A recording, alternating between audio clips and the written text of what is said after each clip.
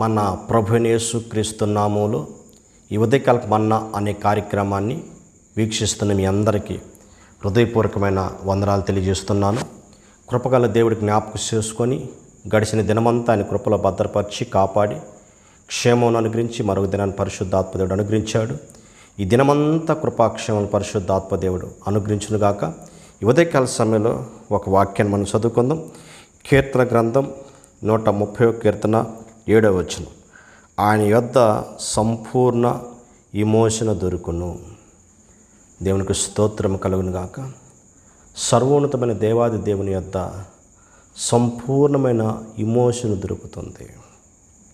ప్రియ దేవుడి బిడ్డ, నువ్వు ఏ పాపంలో మనం ఉన్నా, ఎటువంటి శాపగ్రస్త జీవితం జీవిస్తున్నా, ఇదిగో నా జీవితం విడుదల లేదా, నా జీవితానికి విమోచన లేదా, మరి ఈ కన్నీటికి ముగింపు లేదా అని ఈ ఉదయకాల సమయంలో కన్నీటి మధ్య, వేదన మధ్య, అర్థనాదాల మధ్య ఉన్న నీ జీవితంలో నా ప్రభు అంటున్నాడు, ఆయన యొద్ద నీకు ఒక సంపూర్ణమైన విమోచన దయచేయాలని ప్రభు కోరుకుంటున్నాడు.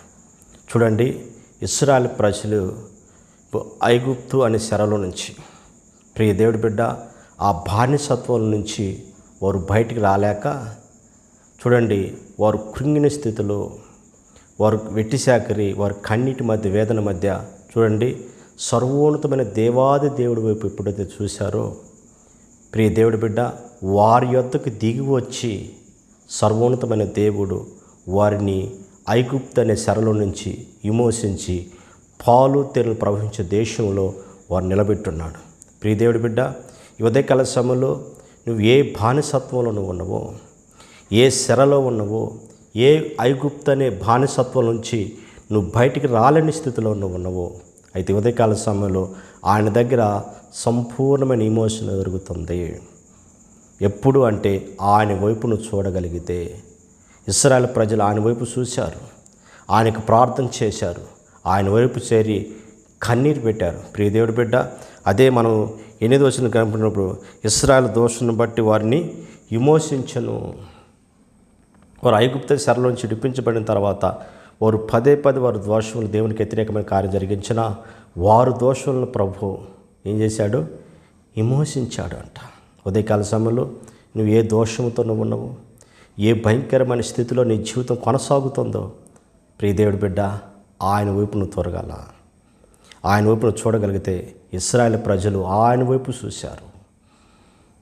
దేవా, నువ్వు తప్ప మాకు విడుదల లేదయ్యా, ఈ బానిసత్వం, ఈ బానిస బతుకుల నుంచి, ఈ కన్నీటిలోంచి, ఈ అర్థనాదాల నుంచి విడిపించాలంటే సర్వోన్నతమైన దేవుడు నువ్వేనయ్యా అని చెప్పేసి ప్రియ దేవుడి బిడ్డ ఆయన వైపు చూశారు.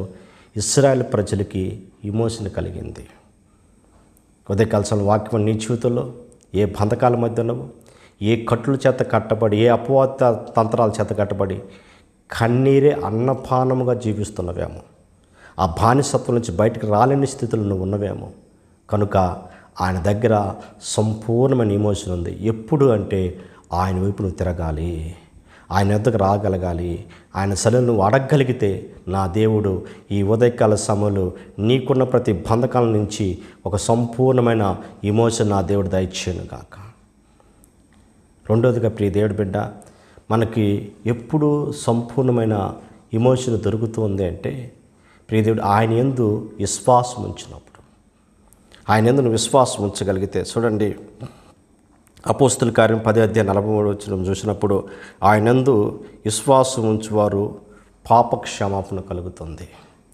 దేవునికి స్తోత్రము కలుగును గాక. కనుక ప్రియ దేవుడి బిడ్డ, రెండోదిగా ఆయన యందు నువ్వు విశ్వాసం ఉంచగలిగితే నువ్వు ఎటువంటి భయంకర పాపమైనా ఆ పాపము నుంచి విడిపించి నా దేవుడు పవిత్రపరిచే దేవుడు ఆయన.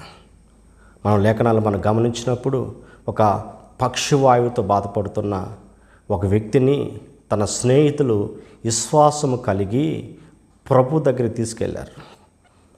ప్రభు ఆ పక్షవాయువు కలిగిన వాడిని చూసి ప్రభు అంటున్న మాట ఏంటంటే, ఇదిగో నీ పాపములు క్షమించబడ్డాయని ఎప్పుడైతే ప్రియ దేవుడి బిడ్డ అతన్ని ముట్టి ప్రార్థన చేశాడో, ఈయన వెంటనే ఆ పక్షవాయు వ్యాధి నుంచి విడిపించి స్వస్థత పొందుకొని ప్రభు నామని ఘనపరచడం చూస్తున్నాం. ప్రియ దేవుడు కూడా ఒకటి గమనించాలి, పాప క్షమాపణ లేకుండా, పాప క్షమాపణ లేకుండా విడుదల లేదు.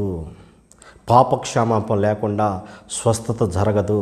ప్రియ దేవుడి బిడ్డ, నీ జీవితంలో స్వస్థత కార్యం జరగాలంటే, అద్భుతం జరగాలంటే నీవు పాప క్షమాపణ జరగాలి.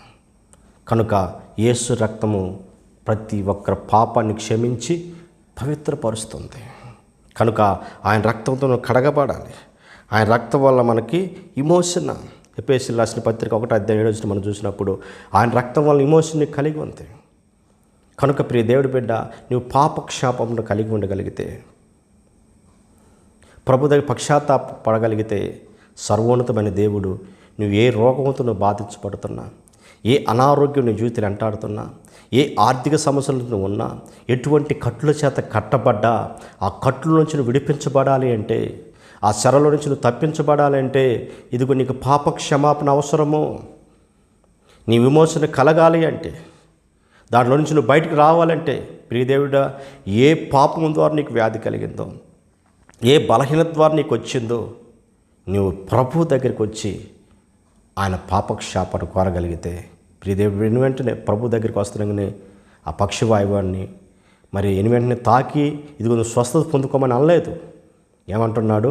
ఇదిగో నీ పాపములు క్షమించబడ్డాయని అంటుంటే వెంటనే అతనికి స్వస్థత కలిగింది. ప్రియదేవుడి బిడ్డ, ఎన్ని సంవత్సరాల నుంచి అనారోగ్యంతో ఉన్నావో, ఎన్ని సంవత్సరాల నుంచి ఆ బంధకాల నుంచి బయటకు రాలేకపోతున్నావో, ఆ శాపముల నుంచి నీ కుటుంబం రాలేకపోతుందో, నీవు ఈ ఉదయకాల సమయంలో నువ్వు ఎటువంటి, ఒకవేళ నీ తల్లిదండ్రుల యొక్క పాపము, నీ పితృల యొక్క పాపము, నీ శాపము, నీ పాపము నీ కుటుంబాన్ని, నీ బిడ్డల మీద ఒక శాపగ్రస్తంగా మారితే, ఈ ఉదయకాల సమయంలో ఒక మంచి సువార్త నీకు ప్రభుత్వంలో పాపక్షాపణ కలిగితే, ఇప్పుడే నా దేవుడు నీకు స్వస్థత కలిగించబోతున్నాడు. ఇప్పుడే నా దేవుడు నీకు ఒక గొప్ప ఇమోషన్ చేయబోతున్నాడు. మూడవదిగా ప్రియ దేవుడి బిడ్డ, మనము ఆయన యందు ఎలా ఉండాలంటే నమ్మిక ఉంచాలి. ప్రభునందు నమ్మిక ఉంచగలిగితే, ప్రభునందు విశ్వాసం ఉంచగలిగితే, నీ నమ్మిక చొప్పున దేవుడు కార్యం జరిగిస్తాడు. చూడండి, యోబు యొక్క జీవితాన్ని గమనించినప్పుడు, యోబు సమస్తం కోల్పోయి సర్వం పోగొట్టుకున్న నా విమోచకుడు సజీవుడు, దేనికి స్తోత్రము కలుగును గాక అని నా దేవుడు ఈ స్థితిలోంచి బాగు చేయగలడని ప్రభునందు ఎప్పుడైతే నమ్మిక ఉంచాడో, ప్రభునందు విశ్వాసం ఉంచాడో, ప్రియ దేవుడి బిడ్డ, దేవుడు అతని సమస్తాన్ని దేవుడు ఇడిపించి స్వస్థపరచడమే కాకుండా 2 పలు ఆశీర్వాదాలు నింపాడండి. కనుక ప్రియదేవుడి బిడ్డ, మనం గమనించాలి, నా దేవుడు ఎవరంటే ఆయన వద్ద సంపూర్ణమైన ఇమోషన్ కలిగింది. అప్పుడు దా కురుపులతో బాధించబడుతున్నాడు, సమస్తం పోగొట్టుకుంటాడు, అందరూ దూరం అయిపోయారు. నీకు దూరం అయిపోయిన వాళ్ళంతా నీకు సమీపంగా రావాలంటే, నువ్వు పోగొట్టుకు కోల్పోయినంతా మరలా తిరిగి నా దేవుడు నీకు అనుగ్రహించాలంటే ఆయన యందు నమ్మిక ఉంచు. నమ్ముట నీ వలన అయితే నమ్మువానికి సమస్తము సాధ్యము. ఆయన సమస్త కార్యం జరిగించగల అద్భుతకరుడు. ఈ ఉదయకాల సమయంలో నా దేవుడు నీకు ఒక సంపూర్ణమైన ఇమోషన్ ఆయన ద్వారా దొరుకుతుంది. నన్ను విమోచించగల దేవుడని ఆయన విశ్వసించగలిగితే, ఆయన ఇటువంటి ఘోర పాపిని క్షమించే దేవుడు. ఆయన పాపం నుంచి దేవుని సన్నిధికి రాలేకపోతున్నావా? నీ పాపాన్ని బట్టి ప్రభు సన్నిధికి లేకపోతున్నావా? నా ప్రభు అంటున్నాడు, మనుషుల్ని క్షమించలేకపోవచ్చు కానీ నా దేవుడు ఆయన వద్దకొస్తే ఆయన ఎవరిని దూరం చేసేవాడు. కానీ ఆయన క్షమించి పరిశుద్ధపరిచి ఆయన రక్తంతో కడిగి దేవుడు మన జీవితంలో ఆయన గొప్ప కార్యం జరిగించే దేవుడు. ప్రార్థన చేసుకుందాం.